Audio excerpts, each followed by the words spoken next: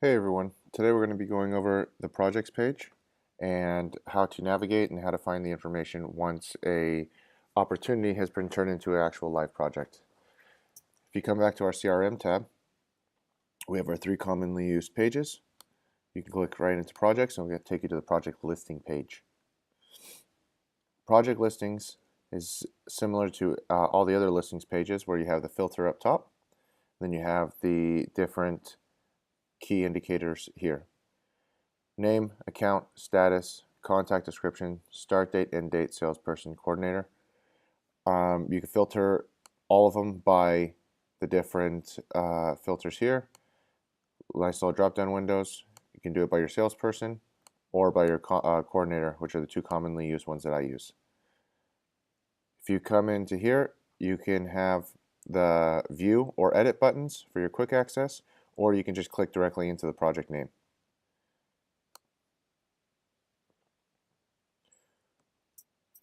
Once you click into the project name, under the Projects tab, you have all of the commonly referred to information. So you come into here, project name, the account, the contact person for the account, the brief description of what the job is, the quantity that we will be producing, coordinator and engineer are listed here. Part number range will be for the engineers, but it will list the range of part numbers that are available to them so they can assign their own part numbers and then give them to the logistics team after. The status of the project, the start and end date, box links, which is very important. So this is the link to the master box file.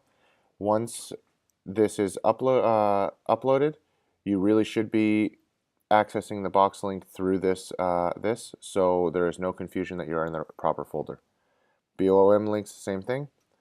This links to the BOM. If you click into here, it has all the bill of materials and all the information on vendors and resources, salesperson on the account, and if the job is completed. If we go back to the project listings, by default, it lists only the non-completed jobs. If you want to go to a previously used job, one that we finished already, you can come to the click yes on the completed, and it will take you to any job that has been closed out in our system.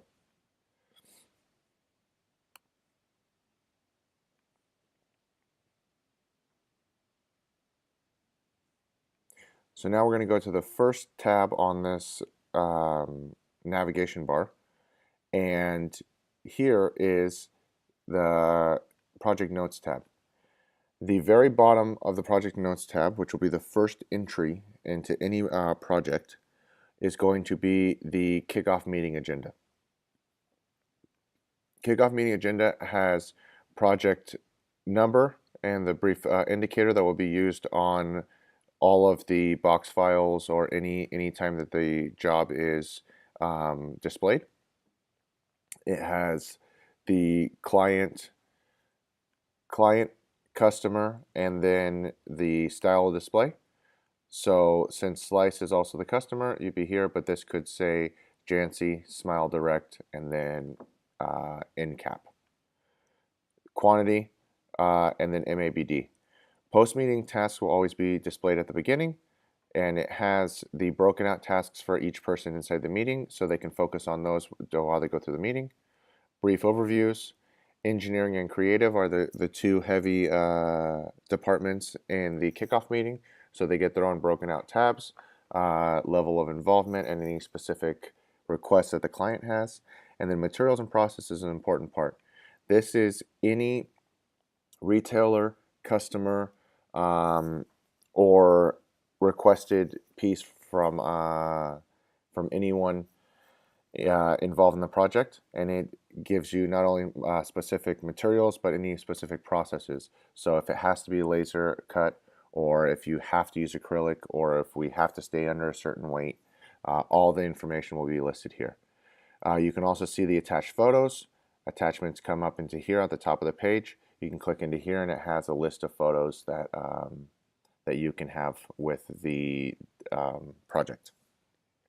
Now, moving forward, this is in chronological order, so it has the newest first going down. you can see here there's a change order. Okay, all change orders need to be listed here.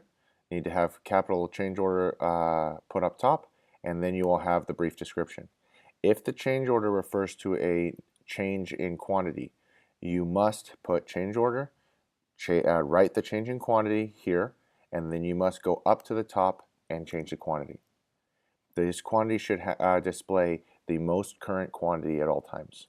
But it is very important that we note that there is a change order here, because this quantity needs to refer back to the change order tab, and then that way somebody can come in and change the sales order to make sure that we're billing accurately. Now if we come into the sales order tab, you can access the sales order directly from the project page, and this is built off of the quote that we built in the opportunity, and if you need to refer back to that, you can go to the opportunities video, and it has all the sales lines. So these are all the deliverables and billables for the client. As you can see, they have 5 different deliverables on this one project, the different quantity breakouts here, and what the total line amount is.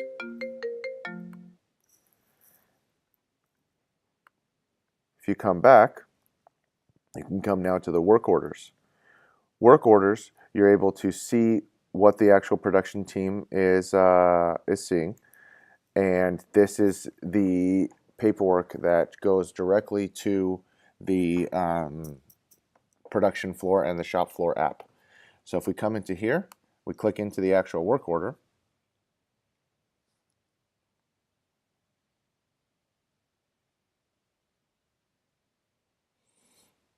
you can come in, you'll see the part number that you're creating, the job number, the status of it, and then you can come in here, planning method. But the really key indicator is you can go through and check the actual operation of the part. So as you can see, this has one operation. It goes directly to the zoomed cutter, which is the resource that's selected. You can check the materials on it. So this has one material. We're going to run C flute on a 38 by 110. Now you can also see the time card entries. Time card entries is any time that somebody has touched it on the shop floor app. So as you can see on 2/1, they produced 100 units. On 1/26, they produced 100 units. It says that it took them about 6.9 hours to produce on this one. This one's 0.002, so they must have logged in, logged the quantity and the log back out. As the system gets through and it gets stronger and the production team gets more on board, you can also come to these finished good receipts. Currently there is none in this, but this will have what the finished, ready to ship, 100% ready to go receipts are. So anytime that a production member finishes it, gets it packaged, gets it however it's going to go out the building, they will issue a finished good receipt. That's telling everybody that, hey, we have this many units ready to go. You can also see inventory issues, purchase receipts. So this work order piece is very valuable and will start getting updated and filled out as we go through the system.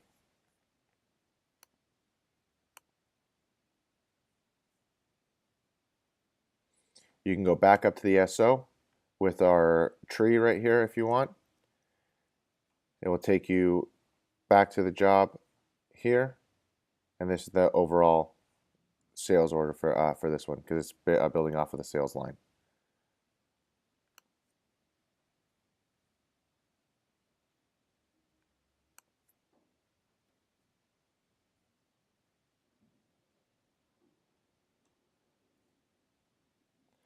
So back to the main page on the project, you can see the different sales order deliveries, purchase items, purchase orders. So as the system starts going through, all the purchase orders will be staged here, and you'll be able to create a bigger picture. So this is the main page and the main information dump that you will use once the entire the project is rolling.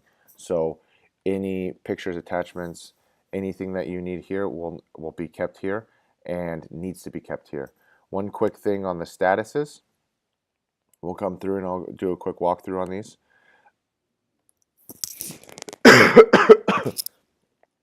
Onboard means that the coordinators are gathering the information, preparing the kickoff agenda, preparing all the necessary documents to launch the project to the team. Kickoff means that we're ready to go and present it to the team. Kickoff agenda has been created, images and all other pieces have been gathered, and we're ready to launch it to the team. Prototype means that the kickoff meeting has been completed. Now we're into prototyping, so it's creative and engineering that are running heavily. A little bit of purchasing might be involved in getting some of the materials in for prototyping, but this is when we create the actual prototype. Engineered means the prototype is locked in. The engineers have developed the prototype, they've presented it to the rest of the team. They're waiting feedback, yes or no, any changes, but it stays as engineered. If it gets kicked back, it goes back to the prototype stage and we start the process over again. Once they lock it in, it stays at engineered until they get a yes or no. Pre-production means that it's past the prototype review. Client's happy with it, they want to go to production with it, so we start getting, the engineers will start preparing their files, getting the BOMs finalized and everything to go to the purchasing planning stage, which will kick in to logistics and production. They'll get the production times planned out inside the building, and they'll also start getting the purchasing going to get the materials in on time. FAI means that the materials are in-house. They're getting a first article. They're getting ready to produce the first sample so everybody can run their buy-offs and then they can hit full production. Production means that everything's running in the building. Shipping tracking, we've finished production where it's either on the dock waiting to ship or it's on a truck going to the client. And again, salesperson is just a nice little drop-down menu. BOM links are just drop-in URLs. Engineer, drop-down menu. Coordinator, drop-down menu. If you feel like there's something that we should add to this, a drop-down menu, a date and time, anything else like that, send me a message and we can get it manipulated pretty quickly. All right, that's pretty much it for the project overview. If you have any questions, shoot me a call.